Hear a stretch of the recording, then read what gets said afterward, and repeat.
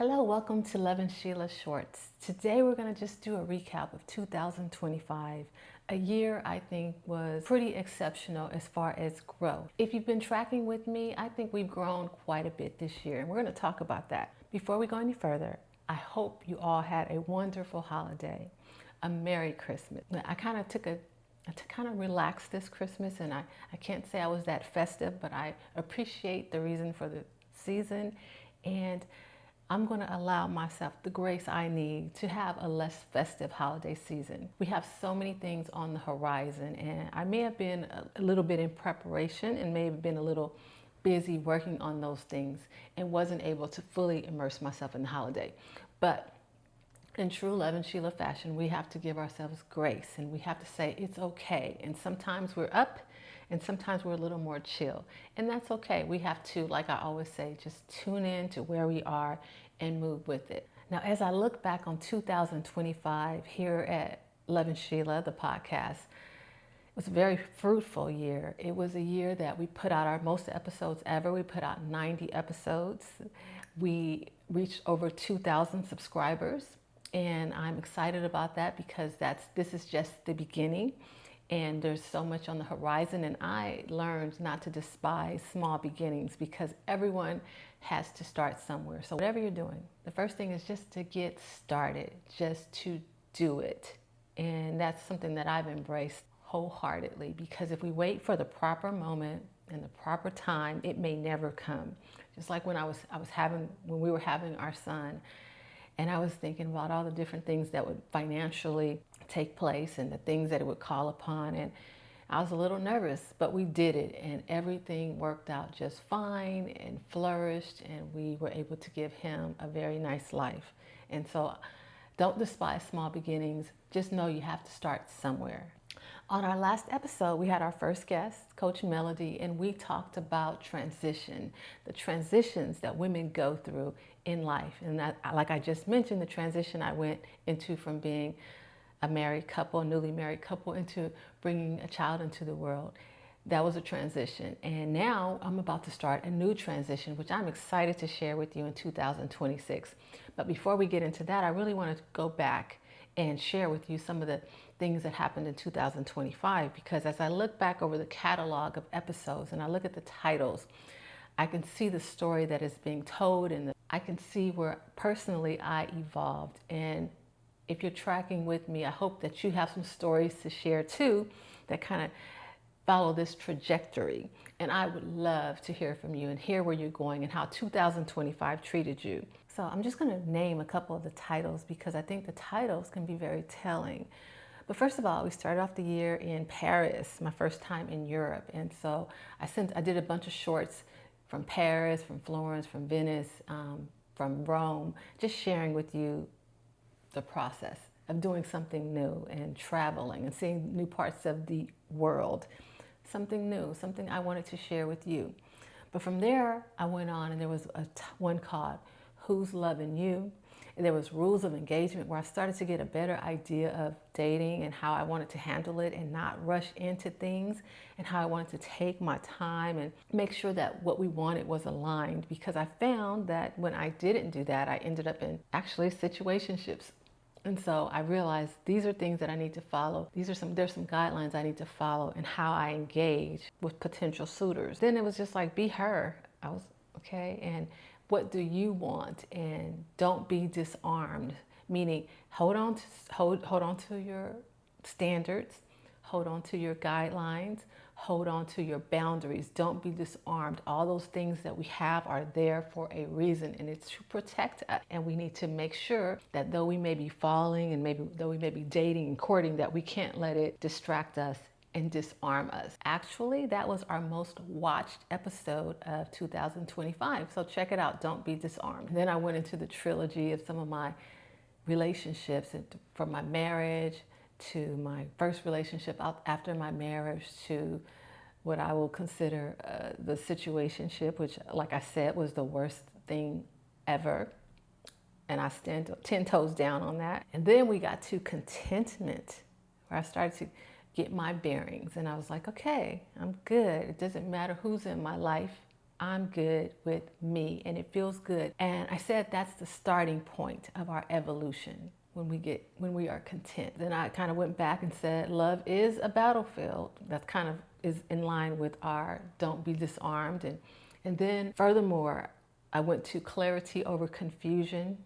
That kind of piggybacked on the situationship, because we are looking for clarity in our relationships and not confusion. And we have to pay attention to not only what a person is saying, we also need to pay attention to what they are not saying. And then I dealt with the happy ending, the potential of what I thought could be a relationship that never really materialized, but understanding the growth that took place during that time and the things I learned about myself. And so though it did not end the way I wanted it to, I looked back with fondness. I thought it was a happy ending. As Dr. Cloud would say, a necessary ending, but it propelled me because I took things from it and I learned things from it, and I took a closer examination of myself to examine my emotional availability. Because after all these things that happened in my life, I found that I might not be particularly available. And so the happy ending made me evaluate that and made me take a close look at myself and see where I stood. And then we took a little detour and we talked about, as we mature, us as women, we have to deal with our changing bodies. Things don't respond like they used to. Maybe like the workout I did 20 years ago is not the workout I do now. I had to evolve. I don't eat the same things that I used to eat. And they're just different things that are changing in our bodies, and we have to address it. And because we're about real talk for the whole woman, that was something that I had to deal with and talk about with you. We're not just talking about relationships. We're not just talking about spirituality. We're talking about how we mature and how we age, and how we do it gracefully, and how we do it in an informed fashion. And then we went to end with the new. So now all this stuff is behind me. The divorce is behind me. The first relationship after the divorce is behind me. Now we're on 2 feet. We're on solid ground and we're moving forward. So out with the old, let's end with the new. Let's see what the future has for us. And in doing that, we came upon embracing our freedom. Embrace your freedom, embrace your solitude, embrace your accountability to yourself and no one else. If that's what it is, that's what it is, and embrace it. And also, while embracing our freedom, I had to deal with the potential that I was in a situationship with myself, because maybe I was telling myself one thing, like, oh, I want a relationship, but my availability was saying, no, you really don't. You want to be free.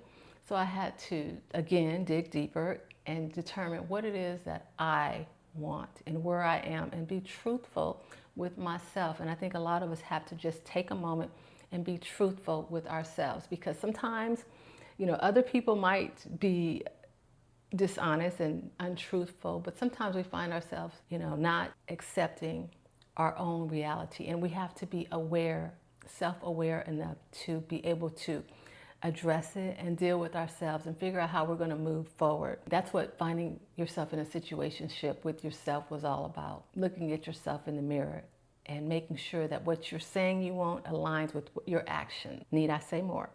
And then we went to intention matters, because in some of my relationships, I found myself dealing with infatuation, and some people who really liked me, or liked my appearance, or liked my body, or liked something about me, infatuated with it. And that can only last so long. And that's what it did. It only lasted so long. So I really moved from infatuation to intention.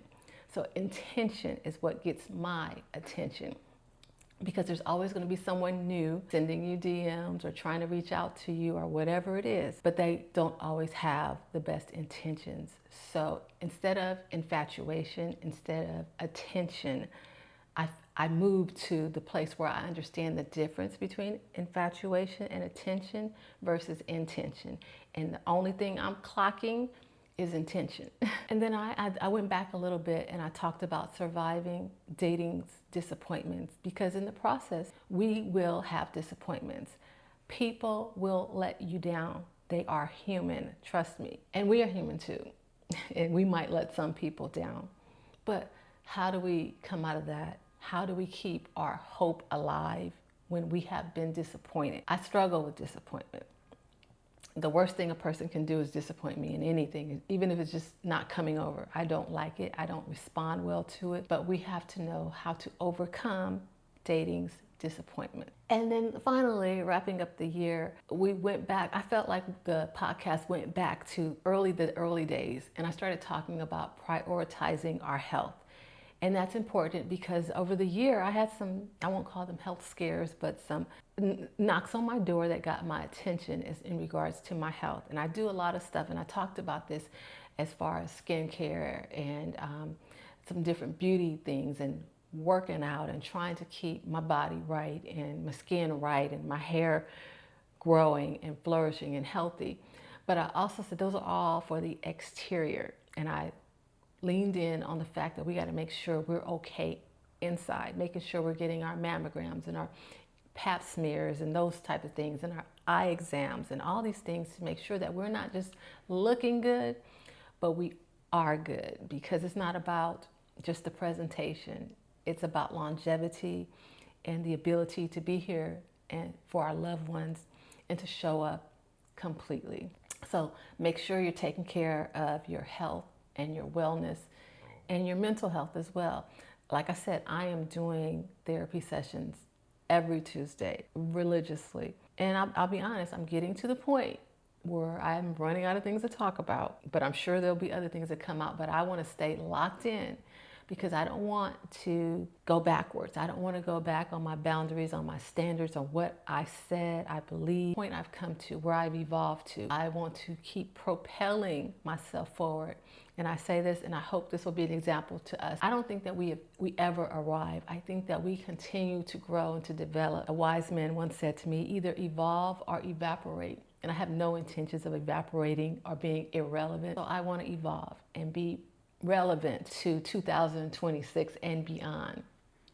So take care of yourself. Finally, we had our first guest and we talked about women and our life transitions. And we're transitioning daily from single to marriage, to children, to careers, to health, okay, to our bodies, to all these different things. So making sure that we are approaching the challenge of transitions well informed and prepared to meet it, to succeed, or to thrive through it. So these are the topics that we're talking about on Lovin Sheila. You know, I spend a lot of time on relationships. I've spent a lot of time on it because I believe that everything we do is based on relationship. The most important relationship, as I always say, is the relationship that we have with ourselves. If I'm not okay with Sheila, it's going to be very difficult for me to be okay with you. So I have to make sure that I'm pouring into myself, that I'm loving me, that I'm taking care of the things that concern me, that I'm giving myself space to be me. Even now, I'm developing my creative space so I can sit here and be reminded of the things that I love and create. I'm giving myself space to be me. And that's what I encourage you all to do. So remember, the most important relationship is with ourselves. And from there, we branch out into the relationship we have with our spouses, with our boyfriends, with our parents, with our children, with our friends. There's so many things that we have to start with ourselves. And so that's what we're about here at Lovin Sheila. I'm excited about the future. I'm entering a new transition for me in 2026. When I wake up on January 1st, there's something that's going to be very different about my life. And I'm going to wait to share it with you, but I'm excited about it, and I'm excited that it gives me more opportunity to be with you. I want to do more content, and I want to hear more from you. I want to make sure that things I'm talking about are striking a chord with you, maybe even hitting a nerve with you, hopefully encouraging you to get to the next level. Now, in 2026, I'm not one for New Year resolutions. That's not what I do. What I do is I just want to be better every day. So if I'm working out, I want to enhance my workout. If I am teaching, I want to have more knowledge. Whatever it is, I just want to be better, to improve, because a resolution, it seems to me they fall off really quickly. But be intentional about your life, be intentional about your growth, intentional about your relationships, and be intentional about everything that you touch and watch it grow and become better. And that's what we're doing here at Lovin Sheila, and I'm excited to have you with me. Don't forget, please like, subscribe, comment, and share. I want to hear from you. Share with your friends, and let's all go to the next level in 2026. Happy New Year, happy holidays, and I'll see you soon. Bye for now.